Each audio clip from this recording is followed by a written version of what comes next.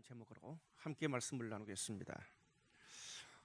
제가 초등학교 그리고 또 청소년 시절만 해도 사람을 이렇게 분류할 때 IQ, IQ가 중요했습니다. IQ, 지능지수라고 하죠. 한 3, 40년 전만 해도 IQ가 굉장히 중요했어요. 그래서 학교나 가정에서 자녀들의 또 학생들의 IQ를 높이기 위해서 굉장히 집중했습니다. 몇십 년이 지나고 90년대 중반이 되면서 심리학자 다니엘 골맨이라는 사람이 감성지능이라는 책을 출판했습니다. 전 세계에 아주 충격을 주었는데요. 그 책을 출간하면서부터 EQ, 감성지능이라는 것이 아주 대중들에게 읽혀지게 됐습니다. 감성지능이 뭡니까? 다른 사람의 감정을 이해하고 공감하고 통제할 수 있는 능력, 그것이 EQ입니다. 그런데 최근에 또 SQ가 뜨고 있습니다. 영국의 대학 교수인 도너 조하와 정신과 의사인 이언 마샬이 SQ, 사회적 지능이란 말을 제일 처음으로 언급을 했습니다. 그때부터 SQ가 굉장히 중요해졌어요. 이 뭐냐면 규칙이나 상황에 얽매이지 않고 자신만의 새로운 가치를 열어가는 능력, 도전정신이 있죠. 이게 SQ입니다. IQ, EQ가 나빠도 SQ가 좋으면 탁월한 리더십으로 자기 분야에 이 자신들만의 새로운 길을 열어갈 수 있다는 거예요. 공부도 중요하고 공감도 중요한데 사회적 지능이 어떤 면에서 더 중요할 수도 있다, 그런 이야기입니다. 이렇게 서양은요, 사람을 IQ, EQ, SQ 굉장히 합리적이고 논리적이고 분석해서 이해합니다. 동양은 그렇지 않습니다. 동양은 인간을 통으로 종합적으로 통합적으로 이해하려고 합니다. 이 동양 철학 사상의 바탕은 음양오행입니다. 무슨 목사가 설교 시간에 음양오행을 이야기하냐? 동양 철학에 있는 이야기입니다. 음양오행. 남자가 양이고 또 여자가 음이죠. 양과 남자와 여자가 만나서 생명이 탄생하고 낮이 양이고 밤이 음입니다. 그래서 낮과 밤이 합해서 하루가 됩니다. 또 만물을 근본적으로 오행이라고 분류하는데 나무, 불, 흙, 쇠, 물 5가지 특성으로 분류합니다. 이게 음양오행이에요. 그래서 동양은 인간의 감각도 5가지로 분류해서 오감이라고 합니다. 시각, 청각, 후각, 미각, 감각.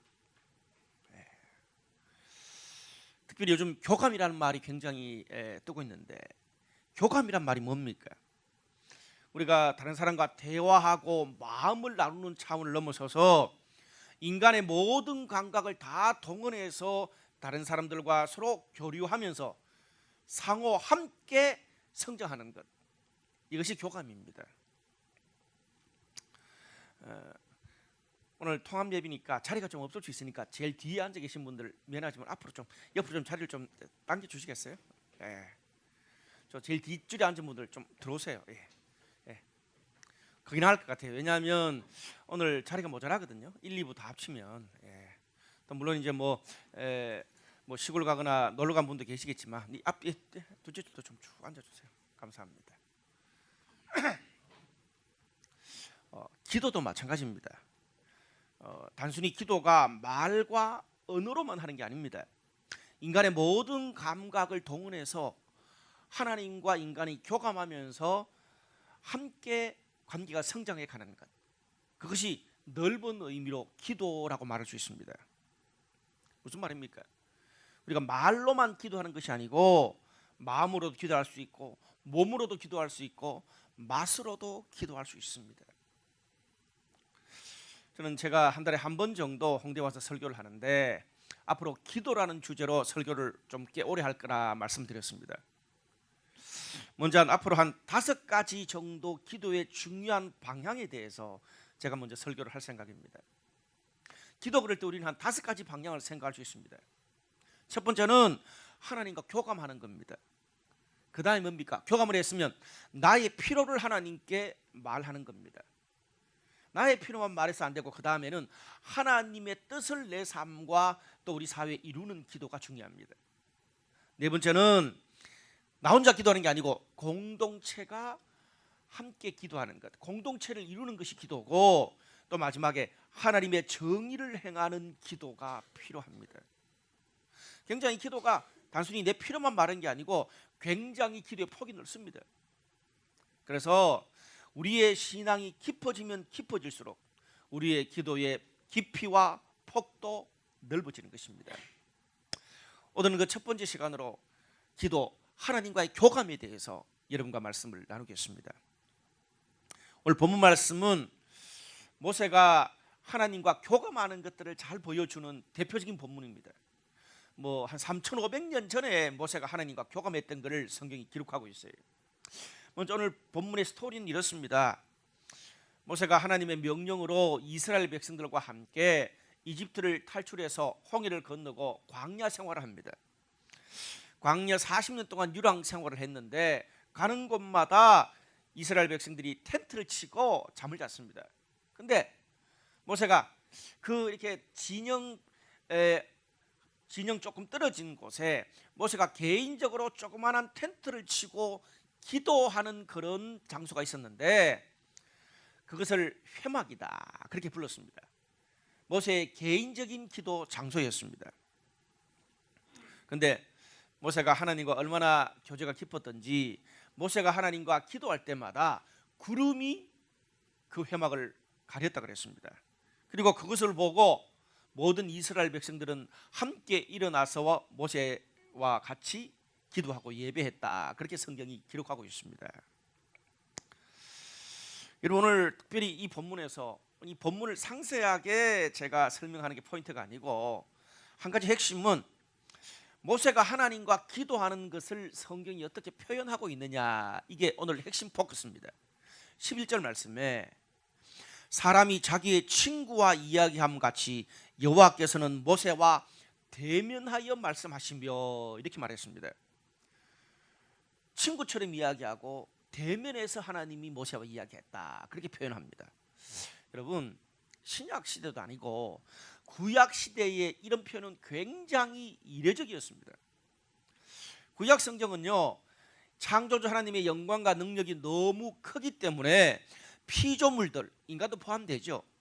피조물이 창조주 하나님을 봤을 때는 그 자리에서 죽었습니다. 적사했어요. 그건 뭐냐 하면 하나님이 아주 사람을 죽이는 그런 분이 아니라 창조주인 하나님과 피조물인 인간의 격이 다르다는 것을 그렇게 간접적으로 표현해 주는 것입니다.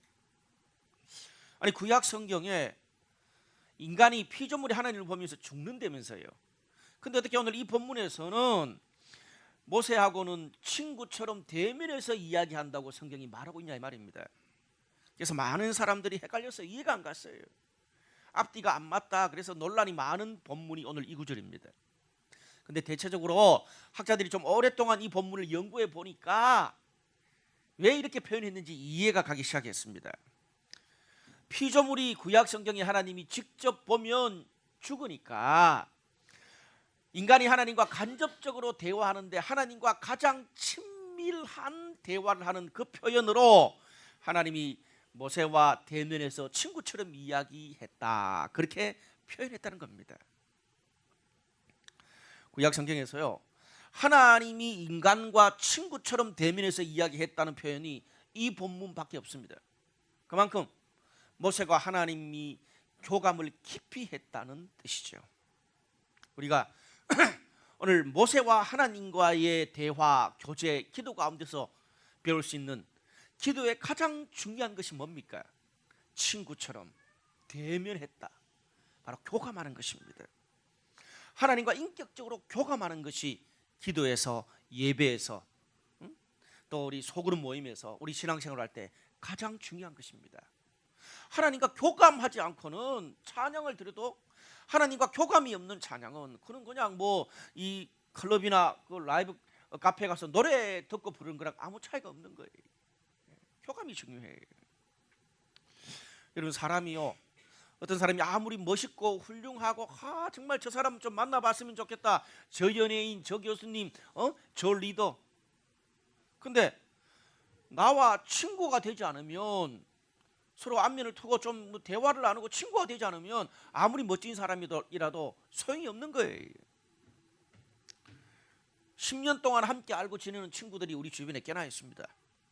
근데 흔히 우리가 10년을 만났는데도 그냥 처음 그 친구 관계 이상 더 발전하지 않는 사람들이 있지 않습니까? 왜 그렇습니까?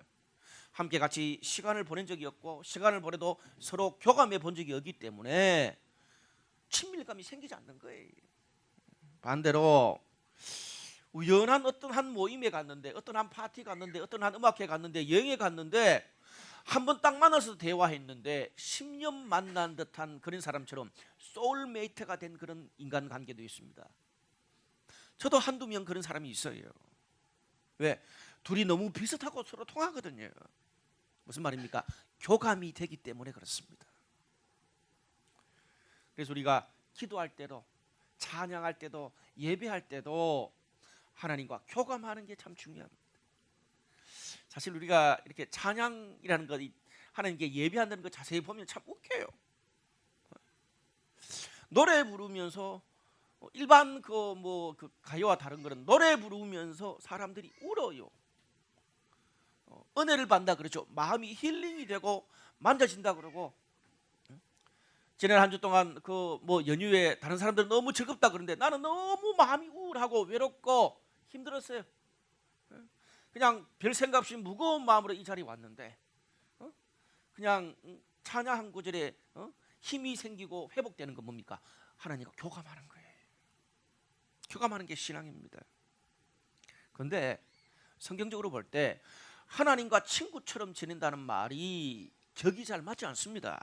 그럼에도 불구하고 성경이 이런 단어를 쓰는 이유가, 하나님이 우리 인간들과 친구처럼 정말 수다도 떨고 공감도 하고 그렇게 인격적인 관계를 맺을 수 있는 분이 하나님이다. 그것을 간접적으로 표현해 주고 있는 것입니다.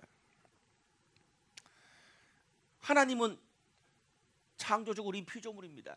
인간에 비해서 너무나 크고 능력이 많고 도무지 얼굴을 볼 수 없는 분이시지만 우리에게 다가올 때는 인격적으로 친구처럼 대면해서 다가오시는 분이 주님이세요.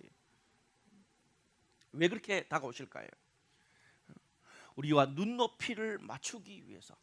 그만큼 하나님이 우리와 소통하고 싶은 거예요. 여러분, 우리가 정말 사람하고 교제할 때도 사귈 때도 먼저 프로포즈하는 사람이 어떻습니까? 더 강렬한 열망이 있는 거잖아요. 그 사람과 관계를 맺고 싶은. 마찬가지예요. 우리가 죄인이고 부족하고 내가 나 자신을 볼 때 아무것도 아닌 사람이지만 하나님이 왜 그렇게 자신을 낮추어서 우리에게 친구처럼 다가오실까요? 우리와 함께 교제하고 대화하고 싶어서 그러시는 거예요. 여러분, 하나님이 아무리 사랑이 많고 능력이 많고 천지를 창조하신 분이라도, 하나님이 먼저 우리의 손을 잡아주시고 대화를 나누시는 그런 분이라도 나와 인격적 관계가 서로 마음을 트지 못한다면 하나님한테 있는 그 수많은 좋은 것이 나한테 무슨 소용이 있겠습니까? 안 그래요? 와이파이가 터져야 인터넷이 되는 것처럼 하나님과 인간이 인격적으로 연결이 되어야 하나님의 좋은 것이 내 것이 되고 하나님의 위로가 내 것이 되고 하나님의 만지심이 내 것이 될 수 있습니다. 저는 오늘 이 시간에 우리 각 개인에게 영적인 와이파이가 터졌어요. 그렇게 낮춰가지고 우리와 함께 만나기를 원하시는 하나님의 사랑이 오늘 이 시간 우리에게 전달되기를 주님의 이름으로 축복합니다. 제가 생각해봤어요. 목사가 아니라 성도의 관점에서 오늘 교회 왔으면 놀러도 연이어서 못 갔잖아. 오늘만 제끼면 내일까지 제낄 수 있는데, 쉴 수 있는데 여기 나올 수 있는 것 자체가 큰 신앙이라. 과거에는 왜 주일날 예배 안 나오냐 목사라고 생각했어. 제가 나이가 50 넘어가니까 그냥 습관적으로 왔던 어때 부담스러워서 왔던 상관없이 그것 자체로 하나님 입장에서 볼 때 얼마나 가만히 있어도 제 많은 우리들에게 손을 내미시는 하나님인데, 이 연휴에 내일 놀러 갈 수도 있는데 연이어서 그에 와서 이렇게 하나님께 예배드리는 것 자체도 하나님 너무 감사할 거라는 생각이 들었어요. 여러분, 백화점에 있는 물건을 사려면 먼저 일단 안으로 들어가야 되잖아요. 누구와 뭐 관계를 털라 그러면 전화를 하든 카톡을 하든 뭔가 해야 되잖아요. 그래야 약속을 잡을 수 있잖아요. 하나님의 사랑도 마찬가지예요. 저는 오늘 특별히 연휴 가운데 오늘 이 예배에 오신 여러분에게 하나님의 특별한 사랑과 위로와 하나님과의 교감이 있기를 주님의 이름으로 축복합니다. 여러분, 우리가 예수를 믿어라 하는 것을 강조하는 이유가 뭘까요? 하나님과 인격적 관계를 터야, 와이파이가 돼야 그 다음에 좋은 것도 소통할 수 있다, 그 말입니다. 그 다음에 하나님의 사랑을 알든 축복을 알든 하나님의 지혜도 교류할 수 있고 교감할 수 있는 거죠. 공동체에 적응하는 것도 마찬가지입니다. 가정이든 직장이든 교회든 동호회든 뭐 시집 장가를 가든 간에 거기서 감동을 받거나 배울 게 있고 그곳에 있는 사람들 한두 사람만이라도 나와 교감이 되고 친해져야 적응이 돼요. 저는요, 사람이 어떤 모임이나 공동체에 적응하지 못했다는 말을 어떻게 이해하냐 하면 거기서 나와 소통하고 교감이 될 수 있는 친한 사람이 단 한 명도 없구나라고 이해합니다. 여러분, 그래서 교회에서도 은혜 받아라, 하나님과 감동을 받으란 말이에요. 셀 모임에 참석해라. 왜? 거기서 친한 친구 한두 사람이라도 만들어라, 그 뜻이에요. 그래야 하나님도 교회도 적응할 수 있는 거거든요. 자, 그러면 우리 인격적 관계에 대해서 살펴봤고 이제 교감에 대해서 한번 살펴봅시다. 요즘 시대 문화의 화두는 소통, 공감, 경청입니다. 우리가 상대방의 말과 입장을 들어야 공감할 수 있고 또 공감한 만큼 소통이 될 수 있어요. 제일 중요한 건 듣는 거예요. 제가 나이가 들어가면서 제일 도전 많이 받는 게 듣는 게 안 돼. 저는 제가 이렇게 다른 사람 말을 안 듣는 사람인 줄 몰랐어요. 직업상 말을 해야 되잖아요. 가르쳐 주려고 그러고 도와주려고 그러고 요즘 제가 제일 많이 말하는 게 뭐냐면 가르쳐 주고 싶을 때, 말해 주고 싶을 때 정말 허벅지를 꼬지면서 참아요. 놔둬라, 지 스스로 하도록. 참 공감이 힘든 거예요. 네. 여러분, 교감이라는 말은 공감하고 소통까지 다 포함하는 말이 교감이에요. 교감의 핵심은 제가 서론에 말했던 것처럼 인간의 모든 감각, 그것이 뭐 동양적으로 오감이든 서양적으로 IQ, EQ, SQ든 간에 인간의 모든 감각을 다 동원해서 상대방과 주고받는 겁니다. 그래서 우리가 상대방과 오감을 많이 주고받은 만큼 친밀해지고 관계도 성장하고 서로 함께 커갈 수 있습니다. 공동체가 될 수 있어요. 예를 들어 교감도요. 어떤 사람하고는 대화하고 마음을 주고받는 게 잘 되는 사람이 있고 어떤 사람은 같이 막 운동하고 막 활동하는 게 교감이 잘 되는 사람이 있고 또 어떤 사람은 막 쇼핑하고 여행 갔을 때 교감이 잘 되는 사람이 있잖아요. 모든 게 다 잘 되는 사람이 있습니까? 저는 아직도 모든 게 다 교감이 되는 사람을 만나보지는 못했어요. 저랑 와이프는 저희 집사람하고는 시시입니다. 캠퍼스 커플이에요. 대학 시절부터 지금 거의 뭐 제가 1990년에 결혼했으니까 사귄까지 합치면 30년 동안 아내와 같이 했어요.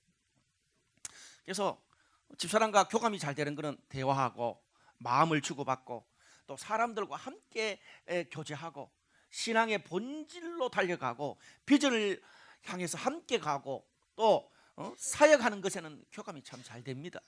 제가 봐도 주변 사람들이 참 친구 같다 그래. 근데 가장 잘 안 되는 게 교감이 운동하고 여가를 보내고 릴렉스하는 것들은 잘 안 돼요. 저희 와이프는 굉장히 활동적인 거 좋아합니다. 자전거, 뭐 등산 막 이런 거 여자가 막 행글라이드도 해보고 싶다고 그래. 굉장히 모험적이고 도전적인 그런 것을 좋아합니다. 저는 활동적인 것보다 감각적인 걸 좋아합니다. 운동도 재미와 예술성이 살짝 섞여야 느낌이 와요. 저는 느낌이 중요해요. 그래서 뭐 자전거 등산보다는 댄서 그리고 뭐 공연 보는 거 운동도 뭐 플라잉 요가 이런 것들이 오히려 제 스타일이 더 맞습니다. 일반적으로 볼 때 남녀가 조금 바뀌었다 그래요. 이렇게 말하면 또 뭐 이게 막 그 성에 대해서 잘못된 편견이다. 그냥 일반적으로 저는 산보다 바다가 좋아요. 바다가 보이는 멋진 카페, 멋진 레스토랑에서 막 이렇게 해변을 걸으면서 또 뭐 신기한 거 먹고 이렇게 보는 이런 거 참 좋아합니다. 그럴 수밖에 없는 게 고등학교 때까지 죽을 정도로 아팠거든요. 와이프가 저보고 막 늘 핀잔을 주는 말이 뭔지 아세요? 당신은 산을 모른다. 산에 올라가면 봄, 여름, 가을, 겨울 막 이파리가 바뀌는 그런 것이 너무너무 잘 새롭지 않냐? 나무와 잎사귀가 바뀌지 않냐? 천지를 만드신 하나님의 그 광활함이 느껴지지 않냐?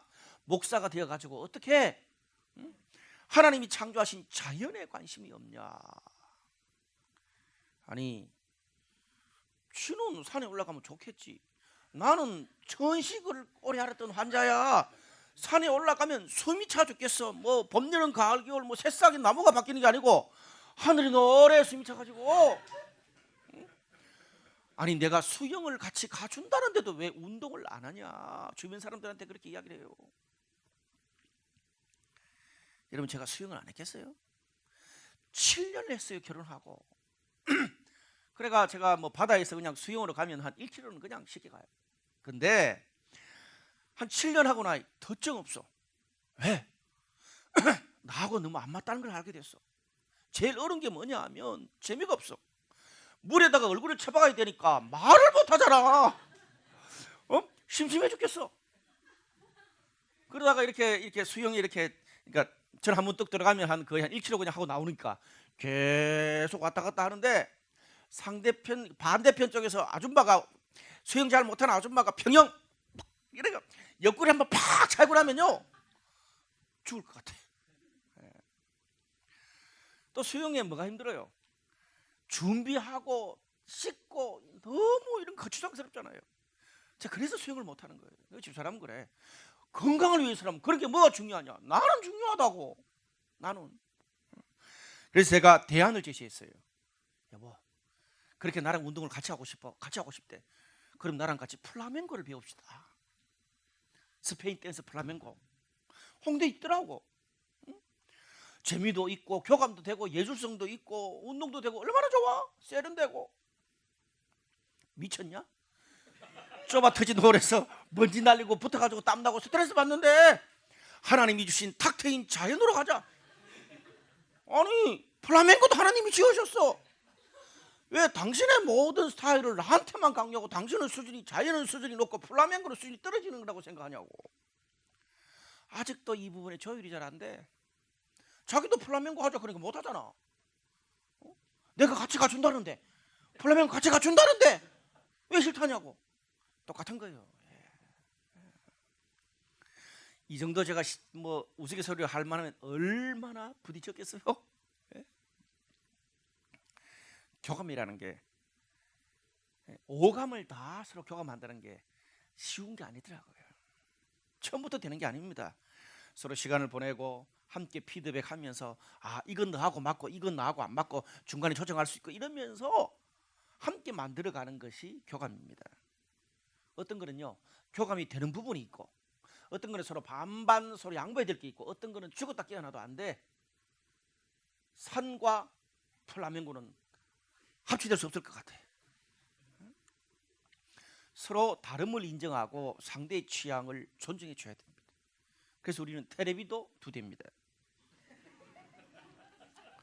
침대도 어떻게 해요? 딱 중간에 나눠져 가지고 딱 이렇게 온도가 서로 다르게 할 수 있도록. 자는 거 집사람은 열이 많아. 나는 추워. 그러니까요. 방의 온도 공기 조절도 다른 거예요. 그러니까 서로 함께 한 침대에 있으면서도 서로의 다름을 존중할 수 있는 이런 길을 찾은 거예요. 근데 하나님과는 달라요. 마음만 먹이면 하나님과 얼마든지 모든 것을 교감할 수 있다는 거예요. 왜? 하나님이 거기에 맞춰주시니까. 그뿐 아닙니다. 하나님은 천지 만물을 만드시고 인간을 만드시고 만물에 충만한 모든 것들이 다 하나님의 것이라고 성경이 말해주고 있습니다. 저희 와이프처럼 산과 그리고 이 자전거, 번지점프 이런 것들을 통해서 하나님과 교감할 수 있는 분이세요. 광활하고 신기한 자연을 하나님이 만드셨고 사철에 피는 나무, 꽃 모든 것들을 주님이 만드셨습니다. 성경의 하나님은 모험하고 도전하신 하나님입니다. 그래서 여러분 성경의 하나님을 만난 사람들은 그 자리에 안주하지 않고 고향을 떠나고 모험하고 도전합니다. 아브라함이 그랬고 야곱이 그랬고 요셉이 그랬고 이스라엘 백성들도 그 자리에서 안주하지 않았어요. 가나안 땅을 떠나고 이집트 땅을 떠나고 하나님이 지시할 땅으로 갔습니다. 그런데 하나님은 모험적인 그런 하나님만이 아닙니다. 낭만적인 하나님입니다. 하나님은 저처럼 멋진 바다와 댄스와 멋진 레스토랑과 화려한 도시와 불빛의 축제를 좋아하시는 분입니다. 제가 그래서 홍대에서 목회를 처음 한 거예요. 바다도 주님이 만드셨고요, 바다에 떠오르는 석양도 주님이 만드셨고 바다에 부는 바람도 주님이 만드셨습니다. 여러분 성경을 보세요. 성경에서 하나님을 만난 사람들은 춤추고 파티하고 음식을 먹고 멋진 건물을 짓고 화려한 도시를 그리고 멋진 인테리어를 했습니다. 다윗과 미리암이 예배하면서 춤을 추고요, 이스라엘 백성도 절기 때마다 주변 사람을 다 초대해서 함께 먹고 즐기고 예배하고 파티했습니다. 예수님은요 먹고 즐기고 파티하는 데 대가입니다. 저는 이런 부분에 특화되어 있는 목사입니다. 한국에서 가장. 예수님은 첫 번째 공생의 사역도 잔치집에서 물을 포도주로 바꿨어요. 파티에서 첫 번째 공식 사역을 시작했어요. 저도 담임 목회를 홍대에서 먼저 시작한 거예요. 그래서 예수님은 죽기 직전에 마지막 만찬도 만찬 파티로 끝냈어요. 죽었다가 살아나서 부활하신 후에 디베라 바닷가에 제자들을 위해서 혼자 파티를 준비하신 분이 주님이세요.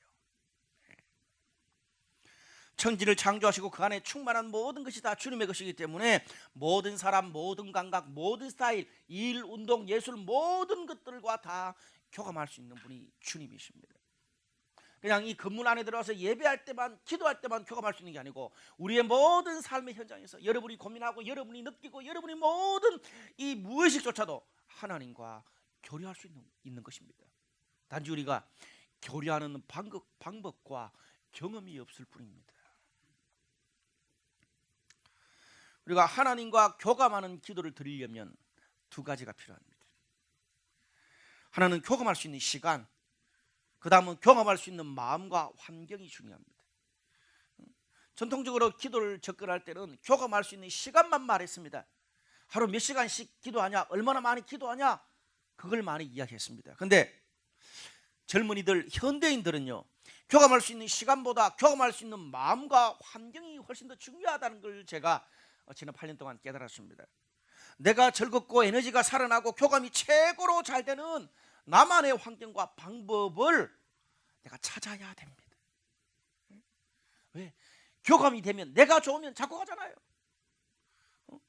저는 제가 이렇게 요즘 꽂혀 있는 게 뭐냐면 하겐다즈 아이스크림 중에 그 샌드위치처럼 되어 있는 게 있습니다. 저희 집 앞에 GS 그 24시 가가지고 올 때마다 다 사버려요. 제가 집사람은 그 뭐지? 초록색 그 뭐지? 나뚜루가 왜? 녹차. 저는 그 다른 그걸 먹어. 저는요 식당도 레스토랑도 질릴 때까지 계속 가. 근데 우리가 누구한테 이야기도 안 했는데 사장이 좀 홍보해달라 그러지도 않는데 막 사람들한테 막 이야기하잖아요. 교감이 되고 좋으면 자꾸 시간도 함께하는 시간도 늘어나거든요. 여러분 개인 기도하는 시간도 기성세대는 새벽을 선호했습니다. 농경시대 때는 맞았습니다. 도시가 그렇게 크게 발전하지 않았을 때는 그게 맞았습니다. 산업이 발전하지 않았을 때는 그게 가능했어요. 그런데 현대인들에게는 새벽, 아침이 전쟁입니다. 출근 준비해야 되죠. 꾸미고 그리고 뭐 하도 많죠. 차 밀리죠.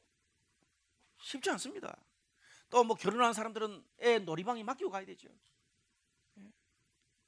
그래서 기도도 내가 하나님과 기도할 때 자기만의 스타일을 찾는 게 굉장히 중요했습니다. 거의 15년 전만 해도 내가 기성교회에서 이런 이야기 했을 때 굉장히 욕을 많이 얻어먹었습니다. 아니 아침 저녁 자기 전에 기도하면 되지 뭐 자기만의 스타일이냐 그렇게 말했어요. 아니요. 요즘 21세기는 옛날에는 그냥 시킨 대로 했습니다. 근데 요즘 시대는 자기의 개성이 중요하잖아요. 레스토랑 가가지고도 뭐 고기 굽는 정도만이 아니라 이것저것 다 자기 스타일대로 요구하잖아요. 신앙도 마찬가지입니다. 제가 과거에 있는 교회에 있을 때에 어떤 남자 집사님이 있어요. 마리 집사님이지 거의 뭐 신앙도 거의 없는 분이세요.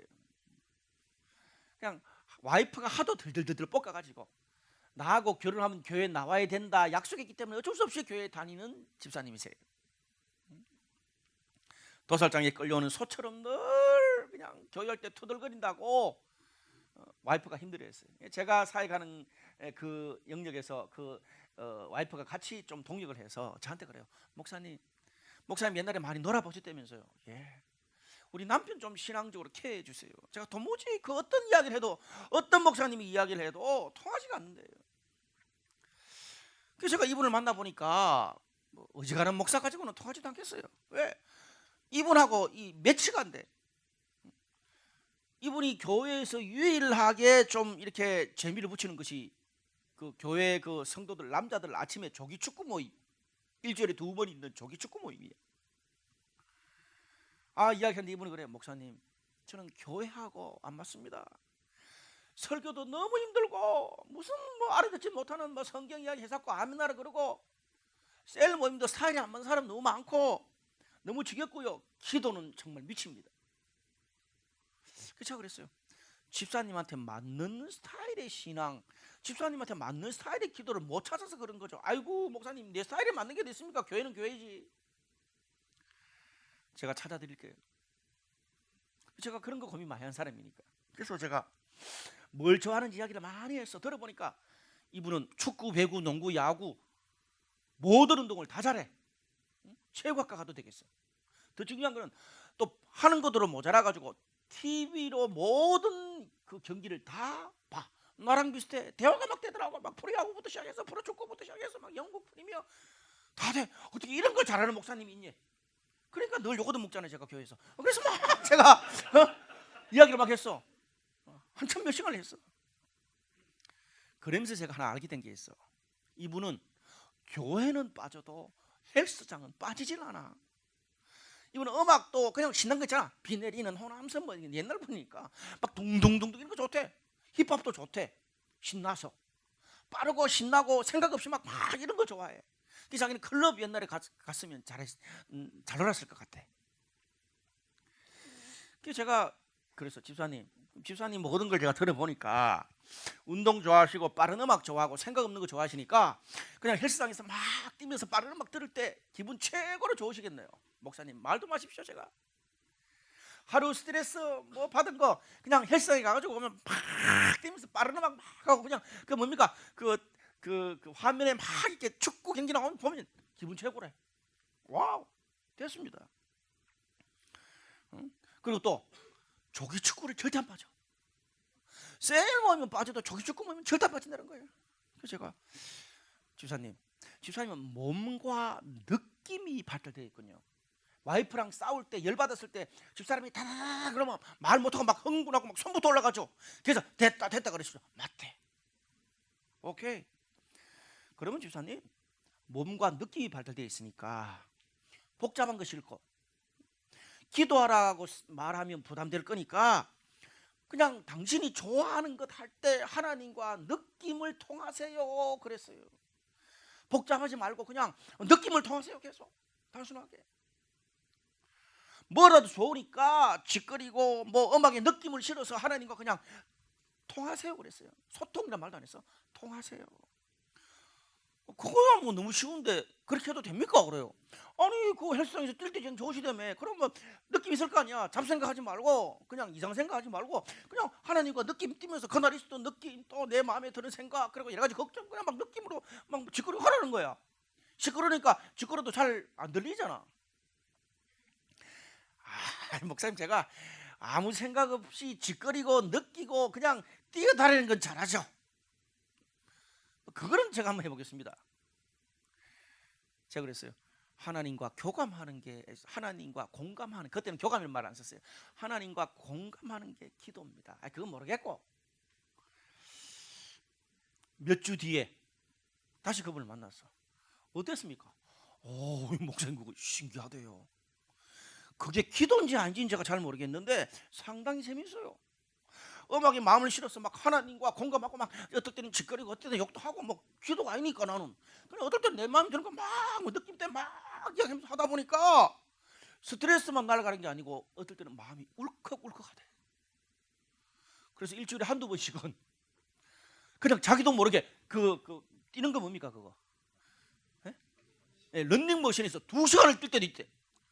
내가 왜 이러지? 목사님 신기합니다. 시간이 너무 잘 갑니다. 그렇게 기도를 가르쳤어요. 10여 년이 지난 지금 그분 안수 집사 되고 그 교회의 장로 후보가 됐어요. 지금도 만나면 그래요. 목사님 런닝머신. 그럼 뭡니까? 저와 그분만의 공감이 되는 게 있어요. 목사님 런닝머신 뭐예요? 기도를 그렇게 배웠다는 거예요. 제가 그분한테 그랬어요. 셀 모임 지겹죠? 예, 지겹습니다. 집사님은 조기 축구 모임 2번 가는 그거를 셀 모임이라고 생각하시고 목숨 거십시오. 셀 모임이 일주일에 한 번이지만 조기 축구는 2번이니까 셀 모임 2번 하는 거 아닙니까? 그래도 됩니까? 우리 교회에서 셀을 만든 분이 그렇게 말씀하시면 저는 그렇게 알겠습니다. 예, 조기 축구 가가지고 막 신나게 막. 그리고 조기 축구 모임으로 지금 전도하고 그래서 얼마나 사역을 잘하시는지 모르겠어요. 예. 반대로 제가 아는 어떤 한 50대 초반의 그 집사님 한 분은 세무사 사무실의 사무장이야. 그러니까 성격이 차분하고 깐깐한 한글을 넘어서 가지고 너무 까탈스러워. 기도가 안 된대. 기도가 너무 힘들다는 거야. 자기 같은 스타일은 기도가 어렵다는 거야. 왜? 목사님들은 너무 허황하게 얘기한다는 거야. 너무 모든 것을 믿음, 은혜 뭐 이렇게 말하니까 그게 아닌데 뭐 조금 이렇게 이야기하려고 그러면 믿음, 은혜 그러니까 할 말이 없대. 목사님 저는 숫자 좋아하고 도표 좋아하고 통계 좋아하고 결과 딱 떨어져야 되고 1, 2, 3, 4, 5 정리가 돼야 됩니다. 오케이. 저도 집사님하고 스타일이 안 맞지만 우리 와이프도 좀 비슷한 편인데 집사님 스타일 찾아드리겠습니다. 집사님, 하나님은 숫자와 통계를 정말 좋아하시는 분입니다. 성경의 숫자와 통계가 얼마나 많이 나온 줄 아십니까? 목사님 그렇네요. 제가 지금까지 성경을 보고 설교를 들었는데 그 생각을 못했네요. 그래서 제가 나의 주 나의 하나님이란 제가 옛날에 20, 30년 전에 읽었던 그 신앙서적이 있는데 그 책을 탁 주면서 집사님 이거 보고 그분 스타일로 기도 한번 해보소. 나는 당최 못 따라하겠더라. 못 따라하겠어. 거기서 기도를 어떻게 한 줄 아십니까? 월, 화, 수, 목, 금, 토, 일로 기도 제목 분류를 딱 하고 나, 가정, 직장, 교회, 세상으로 분류하고 가족, 친구, 목회자, 위정자 3개 이렇게 나가더라고. 너무 힘들어. 통계학처럼. 그 책을 줬더니 몇 주 뒤에 왔어. 목사님 제 기도 생활이 다 정리됐다는 거야. 신앙생활 30년이 다 정리됐다는 거야. 너무 심플하대. 그래서 제가 그래서 당신이 심플하죠. 나는 너무 복잡하다고. 이분도 기도가 새로워졌어요. 여러분 이거는 우리 일상의 이야기고 이걸 좀 더 넓은 의미로 좀 신학적으로 말해볼게요. 제가 기독교 영성을 연구해 보니까 기도도 말로 하는 것을 넘어서서 인간의 모든 오감을 다 사용해서 하나님과 소통하는 게 기도라 그러지 않습니까? 제가 여러분 우리는 기독교 큰 그룹으로 볼 때 개신교라 그래요. 개신교 성도들은 주로 말로 언어로 그것도 뭐 모자라가지고 통성기도 막 소리쳤어 이렇게 기도합니다. 근데 영국에 있는 성공의 신자들은 어떻게 기도합니까? 침묵으로 마음으로 함께 기도문을 우리 그거 좀 배운 거예요. 함께 기도문을 읽고 주고받고 화답하면서 기도해요. 여러분이 인정하든 인정하지 않든 간에 캐토릭도 큰 기독교 그룹 안에 하나예요.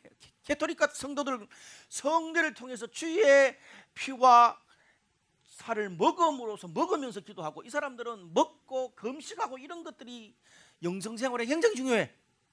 그리고 그들은 막 묵주를 돌리면서 기도하잖아요. 제가 연구해 보니까 불교보다 이 묵주를 돌리면서 기도하는 게 훨씬 더 기독교에서, 초대교회 이후에 거기서 유래가 됐더라고요. 그리고 이 사람들은 사회 약자들에게 봉사하면서 몸으로 기도하는 거예요. 그래서 가톨릭의 거분에서는 종교를 받잖아요. 또 뭐 그리스 정교회 이쪽 그룹에 가면 왜 막 이콘 그림 있잖아요. 막 큰 그림을 보면서 기도해. 저 유럽 북쪽으로 켈트 교회라고, 켈트 교회 사람들은 자연을 보고 노래하면서 기도해. 퀘이크 교도들은 마음을 깊이 나누고 삶을 깊이 나누고 공동체에 나누면서 기도해. 무슨 말입니까? 인간의 오감 있는 다양한 것을 발전시키다 보니까 자기가 속해 있는 그룹의 기도 생활에 익숙해진 거예요. 저는요, 이런 영성을 연구하기 전에는 말로 하는 개신교 기도에만 익숙해져 있었어요. 근데 이런 기도를 제가 좀 배우고 제 나름대로 좀 성경적으로 정리하고 나니까 기도 생활이 얼마나 풍성한지 몰라요. 느낌도 기도예요. 느낌도 기도고. 참 기도 생활이 풍성해졌어요. 하나님과 소통하는 것이 그전에는 가서 하나님 아버지 주시고 하시고 넣으시고 이것만 기도였어. 근데 이제는 그냥 내 삶 전체가 하나님과 소통하게 되는 것을 배우게 되더라고요. 어떨 때는 우리가 너무 힘들어서 우울해지잖아요. 그 우울 속에서도 하나님과 침묵으로 마음으로 기도하는 사람들은 그 우울 속에서도 이제 우울 때문에 더 빠지는 게 아니고 그 우울함 가운데서 하나님과 소통하는 게 뭔지를 배워요. 그럴 때 하나님 나를 그냥 가만히 놔두세요. 그리고 옆에서 그냥 같이 있어만 주세요. 그런 하나님인데 우리를 느끼지 못하고 하나님이 없다 그러잖아요. 아니더라고요. 내가 우울하고 정말 바닥에서 그 누구예요? 여러분, 가장 힘든 인생의 고통의 터널을 지나갈 때는 누가 거기서 훈수 뜨는 것 자체가 싫어요. 맞잖아요. 너 그 터널 그래 가면 안 된다, 나와야 된다, 이래야 된다, 저래야 된다. 아직 그 사람은 그 인생의 깊은 터널을 가보지 않아서 그렇게 말하는 거예요. 인생의 가장 처참한 터널을 지나갈 때는 그냥 그 터널에서 같이 서 있어주면서 같이 그냥 그 터널을 계속 가주는, 그게 사랑이거든. 훈수 뜨는 게 아니고. 그렇게 훈수 뜨지 않고 함께 하시는 하나님을 느끼는 것, 그것도 기도예요. 기도는 하나님과 교감입니다. 오감을 다 동원해서 하나님과 교감하는 걸 나누세요. 단 내가 교감하는 이 방식이 기도의 모든 것이라는 편견만 가지지 않으면 됩니다. 다른 사람의 그 성향, 기도의 성향을 존중하세요. 여러분, 우리가 아무리 종교적인 활동을 많이 할지라도 하나님과 교감하는 게 없으면 모든 게 다 부담이고 율법이고 지겹고 의무가 돼. 반대로 하나님과 교감하는 게 넓어지면 넓어질수록 예수 믿는 게 이렇게 폭넓고 깊은 것이구나. 맛을 통해서 하나님을 느낄 수 있잖아요. 맛있다만 아니고 하나님의 영광, 이게 뭐 맛을 통해서 기도한다는 게 아니고, 기도의 출발도 기도의 핵심도 하나님과 교감하는 것입니다.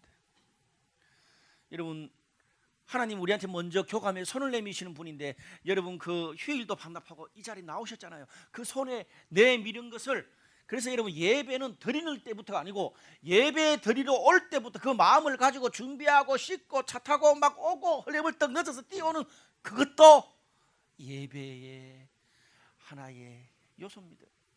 그래서 이스라엘 백성들이 시편에서 말하는 예배는 성전으로 올라가는 노래라는 게 있어요. 이스라엘 백성들이 지방에서 유월절에 어떻습니까? 예루살렘에 가서 성전에 가서 예배 드릴 때 올라가면서 함께 노래를 부릅니다. 우리 그 개신교는 그냥 대문 들어서서 바로 교류돼 가는데, 성공회나 가톨릭 오래된 건물은 어떻습니까? 그 대문에서 그 예배 드린 예배당까지가 굉장히 미로처럼 많이 가서 예배를 드려요. 뭡니까? 들어가는 그 과정도 하나님과 만나면서 준비하는 거예요. 연애할 때 보면 보통 이 여자들이 막 이렇게 남친과 만날 때 아침에 막 무슨 옷 입을까 이거 달까 저거 달까 막 그렇게 1시간 반 꾸며가지고 타고 왔는데 아무 말이 없잖아. 남친이 막 엉뚱소리 하잖아. 열받는 거야. 왜? 나한테 예뻐 보이려고 지금 준비한 그것을 왜 안 알아주고 왜 캐치 못하냐는 거지. 그게 예배라니까. 그러고 나면 그 예배가 얼마나 풍성한지 몰라요. 어떨 때는 예배 드릴 때에 그렇게 왔지만 은혜 못 받고 갈 수 있잖아요. 상관없어요. 그렇게 예배 드리고 오는 그 자체가 내 마음에서 하나님 만나려고 손을 내미는 행위이기 때문에 교감부터 시작하십시오. 즐거움과 본질을 배우면 방법은 따라옵니다. 말씀의 결론을 맺을게요. 여러분, 교감의 기도는요, 예수님을 잘 모르는 사람들도 가능하고요, 신앙생활 처음 하는 사람뿐 아니라 전도의 현장에서도 교감하는 기도는 파워풀합니다. 저는 교회 안 다니고 예수 안 믿는 사람들과도 굉장히 잘합니다. 과거에는 예수님 모르는 사람, 예수 영접하지 않은 사람은 하나님과 기도도 못한다고 생각했어요. 아니에요. 하나님은 그런 사람들의 기도도 들으시더라고요. 왜? 하갈의 기도를 들으셨잖아. 택함받지 않는 하갈의 기도도 들으신 하나님이에요. 제가 과거에, 지금도 가장 기억에 남는 한 친구가 있습니다. 나이 30 된 한 친구인데, 과거에 제가 여기서 한번 설교할 때 이야기했어요. 예수 영접하고 난 다음에 9월에 확신이 없어가지고, 예수님은 영접했는데 내가 하나님의 자녀라 확신이 없어가지고 계속 고민했던 친구예요. 최문산이라는 친구인데, 그러다가 한 며칠 뒤에 제가 화장실에서 밤 10시 넘어서 화장실에서 전화 왔다 그랬잖아요. 목사님, 하나님이 살아가신 것 같아요. 그러고 난 다음에 제가 이 친구 예수 영접하고 구원의 확신 가지고 난 다음에 얼마 있지 않아서 제가 신앙 훈련을 시키고 성경 공부를 했습니다. 같이. 그러면서 기도라는 주제로 가르쳐줬어요. 그러니까 뭐 성경 공부니까 기도의 방법에 대해서 경배, 나의 필요 경배, 감사, 개인기도, 중보기도 이런 가르쳐줬어요. 근데 머리로는 이해가는데 너무 어려워하는 거야, 이 친구가. 30년 동안 교회라는 걸 단 한 번도 가본 적도 없고 기도라는 걸 한 번도 해본 적이 없잖아. 그리고 제일 중요한 거는 하나님이 보이지도 않는데 생뚱맞게 하나님 아버지라 그러는 게 너무 힘들대. 자기는 그냥 눈 감고 해보라 그래도 못하겠대. 여러분, 이게 정상이야. 사실은 눈에 보이지도 않는 하나님을 아버지라 부르는 게 쉽냐고. 우리는 뭐 습관도 되고 신앙으로도 하지만 처음 예수 믿은 지 한 달도 겨우 될까 말까 했는데, 거기다가 이 친구는 아버지와의 관계가 너무 안 좋아. 하나님 아버지 그릇 말하는 것도 부담인데 관계 안 좋은 아버지 이미지까지 떠오르니까 더 안 되는 거야. 그래서 순간 기도해서, 하나님, 이 친구를 내가 도와주고 싶은데 기도를 어떻게 하면 좋겠습니까? 하나님이 어떤 생각을 주시더라고. 야 문산아, 너는 네 마음을 누구와 어떨 때 가장 잘 나누게 되냐? 목사님 죄송한데 마음 맞는 친구나 형님들하고 술자리에서 내 마음 털어놓을 때, 힘들 때 술 한잔 하면서 친구나 형님들한테 마음 털어놓을 때 그때가 제일 제가 편하죠. 그래? 그러면서 제가 보여준 본문이 오늘 본문이에요. 모세가 친구처럼 이야기하듯이 대면하여 만났다. 봐라, 그냥 하나님하고 친구처럼 이야기해라. 성경도 그래 말했잖냐? 목사님, 친구는 좀 그런데요. 그럼 뭐가 편하겠냐? 형님이나 선생님이 좋겠습니다. 그래, 그렇게 기도하자. 진짜요. 기도 시간에 기도 몇 번 동안 기도를 안 해? 그러더니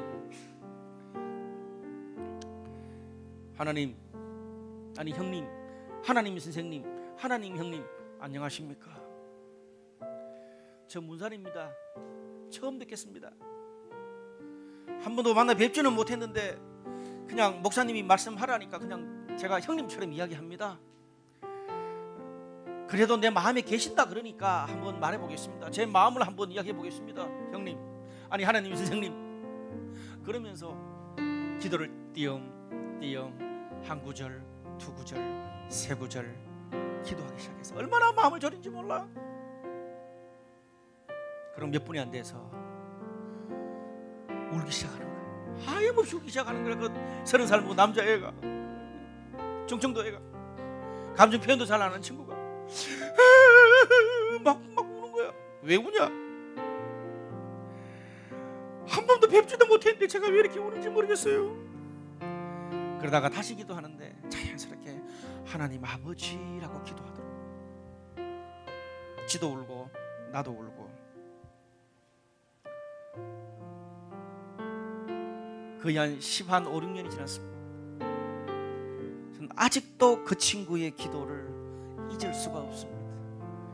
하나님 형님, 아니 하나님 선생님, 저는 제 목회 평생 기도 잘하고 기도 많이 하는 수많은 성도들과 목회자들을 만났습니다. 그러나 제 인생과 목회 가운데 그 친구가 드린 기도가 하나님과 교감하는 최고의 기도라고 생각합니다. 사랑하는 여러분, 교감이라는 것은 신앙의 연수, 지식, 테크닉, 방법이 아니라 진정성입니다. 열망이고 진정성입니다. 우리가 열망과 진실된 마음, 진정성만 있다면 누구나 어떤 상황에서도 하나님과 교감할 수 있습니다. 가만히 있어도 먼저 성육신 하셔서 먼저 손 내미는 하나님이신데 우리가 마음을 열고 여기까지 왔다면 하나님 왜 우리를 만나주지 않으시고 왜 우리와 교감하지 않으시겠습니까? 요한복음 4장 24절은 23절이 이렇게 말합니다. 아버지께 참되게 예배하는 자들은 영과 진리로 예배할 때가 오나니 곧 이때라. 아버지께서는 자기에게 이렇게 예배하는 자들을 찾으시는